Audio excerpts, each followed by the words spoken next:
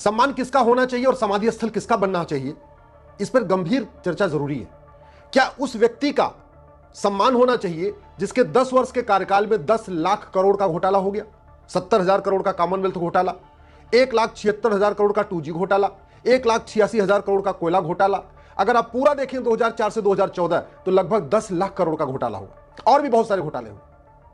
क्या उस व्यक्ति का सम्मान होना चाहिए और उसका समाधि स्थल बनना चाहिए सरकारी पैसे से, जनता के पैसे से, जिसने संविधान की धज्जियां उड़ाते हुए 2004 में सत्ता मिलते ही, शपथ लेते ही एक नेशनल माइनॉरिटी एजुकेशन एक्ट बनाया और भारत में समुदाय विशेष को फायदा देने के लिए अल्पसंख्यक जो स्कूल थे, कॉलेज थे, engineering college, medical college, law college, उनको माइनॉरिटी स्टेटस देना शुरू कर दिया बिना माइनॉरिटी को डिफाइन किए हुए। कौन होगा माइनॉरिटी, 1% वाला, 0.5% वाला, वो डिफाइन नहीं किया।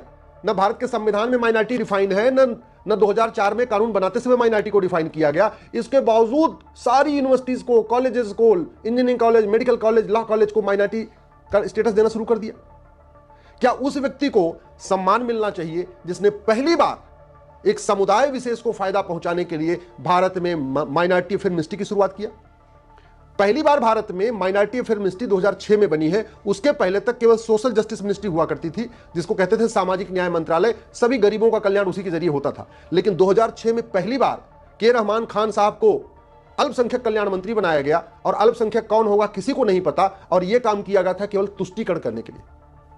क्या वो व्यक्ति सम्मान का अधिकारी है जिसने कहा था कि भारत के संसाधनों पर पहला हक एक समुदाय विशेष का है? क्या वो व्यक्ति सम्मान का अधिकारी है जिसने 2010 में विदेशी फंडिंग कराने के लिए एफसीआरए कानून बनाया? ये जो एफसीआरए कानून 2010 में बनाया गया था केवल और केवल भारत विरोधी माओवादियों, नक्सलियों, जिहादियों, मिशनरियों, चरमपंथियों, अलगाववादियों, कट्टरपंथियों को फंडिंग कराने के लिए बनाया गया था 2010 में। और उसके बाद यहां एनजीओज की पूरी एकदम भरमार हो गई। हालांकि वर्तमान सरकार ने करीब 5 लाख एनजीओज का लाइसेंस रद्द किया, लेकिन फंडिंग अभी भी चल रही है। तो उस व्यक्ति को सम्मान मिलना चाहिए जिसने भारत को बर्बाद करने के लिए विदेशी फंडिंग का रास्ता खोला था। क्या उस व्यक्ति को सम्मान मिलना चाहिए जिसने 2012 में राइट टू एजुकेशन एक्ट को बदल के मदरसों को इस राइट टू एजुकेशन एक्ट के दायरे से बाहर निकाल दिया?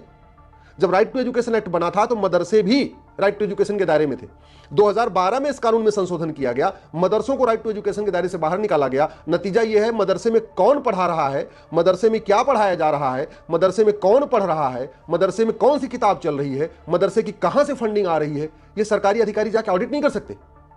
और किसके कहने पे किया गया था? जमीयत उलमा हिंद और पर्सनल लॉ बोर्ड के प्रधानमंत्री कौन? मनमोहन सिंह जी। क्या उनका सम्मान होना चाहिए? बिल्कुल संविधान विरोधी कानून। क्या उस व्यक्ति का सम्मान होना चाहिए जिसने 2013 में जाते जाते वक्फ एक्ट को बदला और बदल के इसमें इतनी पावर दे दिया कि वक्फ बोर्ड जहां चाहे हाथ रख दे वो जमीन वक्फ की? लैंड जिहाद करने के लिए इससे बड़ा घटिया कोई कानून ही नहीं है। और 2013 में मनमोहन सिंह जी के द्वारा किए गए इस अमेंडमेंट के कारण ही वक्फ बोर्ड 1,500 साल पुराने गांव पे कब्जा करना शुरू कर देता है। 1,500 साल पुराने मंदिरों को कहता है ये भी वक्फ प्रॉपर्टी है। नदियों के किनारे, झील के किनारे, समुद्र के किनारे, हाईवे के किनारे, सबको वक्फ प्रॉपर्टी डिक्लेयर कर देता है।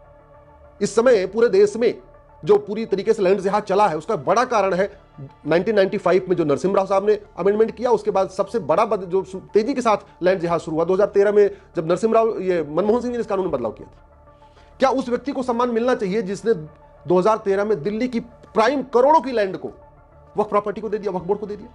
क्या उस व्यक्ति को सम्मान मिलना चाहिए जिसने यासीन मलिक का स्वागत किया, कश्मीर के अलगाववादियों का स्वागत किया, कभी इस बात की चिंता नहीं किया कि 1990 में जिन लोगों का नरसंहार हुआ उनको न्याय कब मिलेगा, उसकी चिंता नहीं किया, यासीन मलिक से हाथ मिलाते रहे? क्या उस व्यक्ति को सम्मान मिलना चाहिए जिसने 1984 में सिख दंगों में जो लोग मारे गए थे उनके परिवार को न्याय दिलाने के लिए कोई प्रयास नहीं किया? 10 साल प्रधानमंत्री थे, खुद भी सिख थे, पूरे देश में 1984 में सिखों का नरसंहार हुआ था, लेकिन केवल प्रधानमंत्री बने रहने के लिए कभी उन्होंने सिख नरसंहार में सजा दिलाने का कोई प्रयास नहीं किया।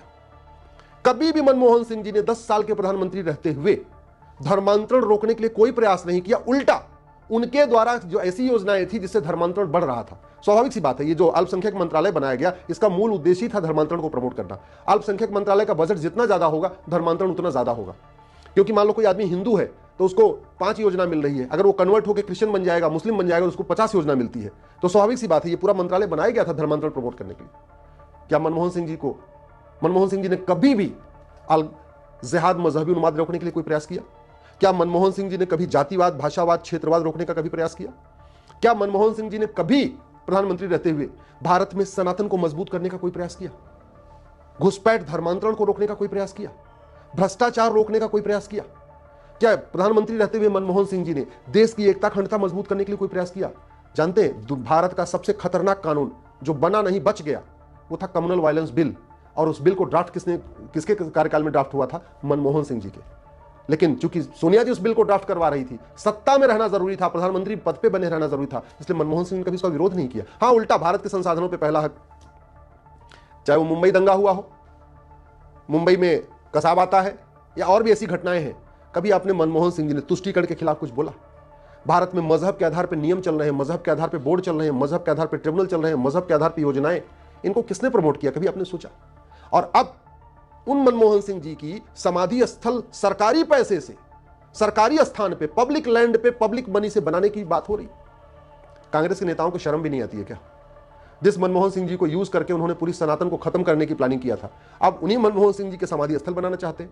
ठीक है, समाधि स्थल बने, लेकिन कम से कम इस बात की चर्चा होनी चाहिए कि किसकी समाधि स्थल बनना चाहिए, किसकी नहीं बनना चाहिए, क्या उन्होंने वास्तव में कार्यकाल किया। सच्चाई तो यह है कि 10 साल में कम से कम 100 बार उन्होंने संविधान की धज्जियां उड़ाई थी। 10 साल में मनमोहन सिंह जी ने 100 बार संविधान विरोधी कानून किया था। कई कानूनों को तो मैंने खुद भी चैलेंज किया हुआ है, लेकिन इस बात पे अब निष्पक्ष चर्चा होनी चाहिए। प्रत्येक प्रधानमंत्री के कार्यकाल पे क्या हो रहा है, इस पे निष्पक्ष चर्चा जरूरी है। भाषण क्या दे रहा है व्यक्ति, वो इंपॉर्टेंट नहीं है, काम क्या कर रहा है वो इंपॉर्टेंट है। इसलिए समय आ चुका है कि किसी भी प्रधानमंत्री को भारत रत्न दिया जाए, किसी व्यक्ति को भारत रत्न दिया जाए, या उसका सम्मान किया जाए, या उसका समाधि स्थल बनाया जाए, तो उसके कार्य का लेखा जोखा होना चाहिए और निष्पक्ष उसकी समीक्षा होनी चाहिए।